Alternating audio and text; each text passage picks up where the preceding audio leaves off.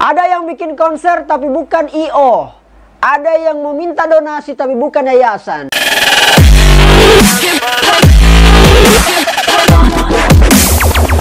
Assalamualaikum warahmatullahi wabarakatuh. Alright, bye-bye nice people seluruh Indonesia, kembali lagi bersama saya Rizal Jamal di channel YouTube Rizal Jamal. Di channel ini teman-teman akan mendapatkan inspirasi, edukasi dan juga motivasi, dan semua masalah dan juga pro kontra dari sudut pandang anak muda Anda akan temukan di channel ini. Dan semua kita kemas secara logika, etika dan juga estetika. Jadi buat teman-teman semua yang belum klik tombol subscribe, pastikan klik tombol subscribe. Pastikan berubah dari warna merah menjadi abu-abu dan aktifkan lonceng notifikasi agar semua kita memiliki semangat untuk membangun channel dan mengembangkan channel ini untuk lebih baik ke depannya.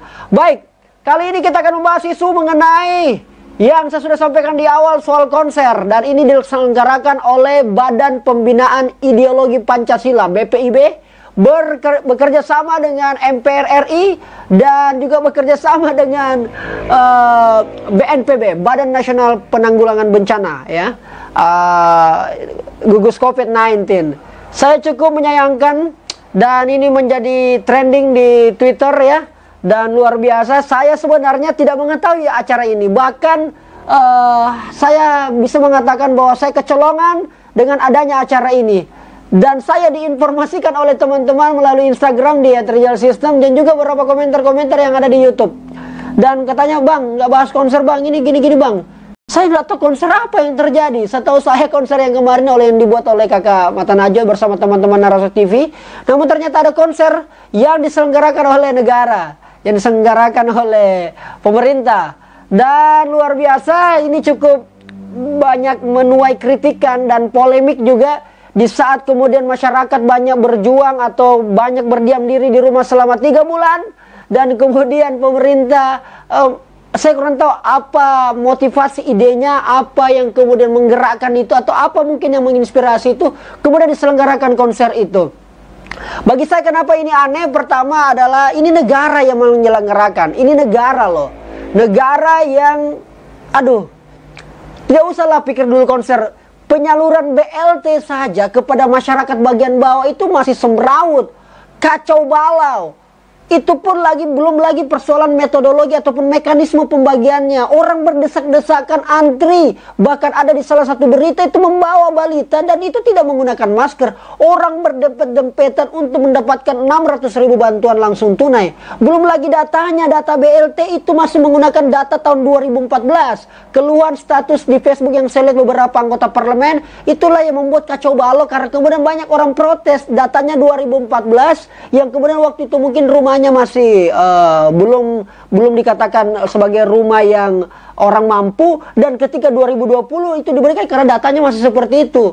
Terdapat juga ada beberapa PNS yang mengembalikan karena kemudian sudah menjadi PNS. Inilah yang kemudian masih banyak sekali kekacauan dalam penanganan COVID-19. Pemerintah malah membuat konser. Saya apresiasi halnya karena ini adalah ada orang-orang seniman. Mungkin pemerintah ingin kemudian memberikan ruang ataupun apresiasi kepada seniman juga yang terdampak pada penanganan COVID-19 ataupun beberapa jenis-jenis pekerjaan yang terlibat di sana. Dan kemudian dari konser itu terdapat hasil konser itu terkumpul dananya itu sekitar 4 miliar. Nah, ini yang menjadi masalah karena kemudian anggaran BPIP itu setahun saja itu 200 miliar. BPIP menyelenggarakan kegiatan konser dengan mengumpulkan donasi 4 miliar. Kenapa tidak anggaran BPIP saja yang direalokasikan untuk penanganan COVID-19 ini? Ya, ini saya catat poin-poinnya. Semisal untuk pengadaan ataupun pengadaan sembako, penunjang kesehatan, dan yang lain-lain yang kira-kira lebih berfaedah. Orang kemudian mengecam karena dalam suasana kita ini banyaknya PSBB, tidak sinkronisasinya pusat dan daerah. Kemudian ini lagi muncul di pemberitaan soal konser. Ini yang kemudian membuat kita miris, teman-teman sekalian. Yang lebih parah karena ada MPR juga, ada BPIP di sana, dan juga ada BNPB selaku gugus tugas penanganan COVID-19. Nah, inilah yang kemudian kampanye kemarin selama selama proses pandemi corona ini agar kita di rumah, physical distancing. Dan yang lebih bahaya lagi adalah karena foto yang beredar dari studio tersebut, di mana ada Bapak Ketua MPR di sana, Bapak Bambang Susatyo, bos gue, bos andalan kita semua. Pak Bambang, Pak Ketua MPR ini kemudian berfoto dengan para para artis yang terlibat di sana, dan mungkin beberapa juga pembawa acara itu terlibat, ada fotonya, dan sama sekali tidak ada yang menggunakan masker, sama juga tidak jaga jarak. Jadi kemudian inilah yang menjadi celahnya. Yang anehnya seperti ini, masalahnya adalah negara membuat konser dalam suasana yang kita masih kacau balau. Negara harusnya lebih banyak berperan, terjun ke masyarakat. Oke lah, mengajak bersatu, mengajak kemudian kita bergotong royong dan sebagainya. Banyak, dan ini konser bukan yang pertama kali. Dan ini seandainya awal-awal ini masih diinisiasi oleh pemerintah, oke lah, fine. Tapi masalahnya ini sudah banyak-banyak yang sebelumnya diselenggarakan oleh beberapa lembaga, beberapa pihak, atau mungkin yayasan dan sebagainya. Kita sudah tahu bahwa di awal-awal kemudian Menteri Keuangan membuat rekening agar kemudian masyarakat yang mau berdonasi bisa kemudian. Ini apa ya? Negara kemudian meminta uang masyarakat agar kemudian membantu negara dalam penanganan COVID-19 dengan bersatu. Apa ya? Terlalu mubazir. Peran negara tidak hadir di sana menurut saya. Kita mungkin bisa berbeda pendapat, nanti kita boleh diskusi di kolom komentar.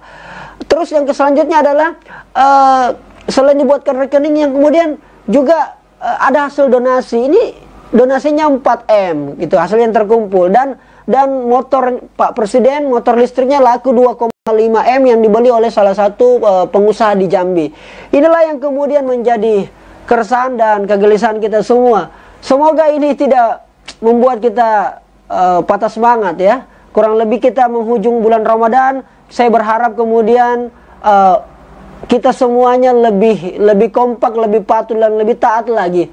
Protokol kesehatan itu ada di kita, teman-teman semua, dan para netizen dan para nice people. Oleh karena itu mari kita lawan bersama, mari kita suarakan bersama. Ini penting yang kemudian kita ulang-ulang ya. Jadi sekali lagi semoga ke depan pemerintah tidak membuat lagi aturan-aturan ataupun kebijakan-kebijakan yang kira-kira membuat orang tidak bisa lagi marah, Pak. Ini cuma bisa orang berpikir. Mudah-mudahan ini bisa didengarkan, Pak. Dan sekali lagi, jangan sampai juga umat Islam tersinggung karena pelarangan beribadah. Sedangkan mal-mal yang kita sudah lihat luar biasa. Pokoknya sekarang Indonesia terserah mau apa aja terserah. Silakan. Karena ini kemudian menjadi tantangan kita ke depan. Oke, terima kasih banyak teman-teman sekalian. Mohon maaf kalau ada salah kata ya. The new normal harus kita hadapi, insya Allah setelah bulan Ramadan kita hadapi the new normal itu. Tapi mohon kepada pemerintah dan negara juga, mari bersama-sama tolong dengarkan aspirasi masyarakat, jangan membuat polemik lagi. Terima kasih banyak, jangan lupa berkarya hari ini.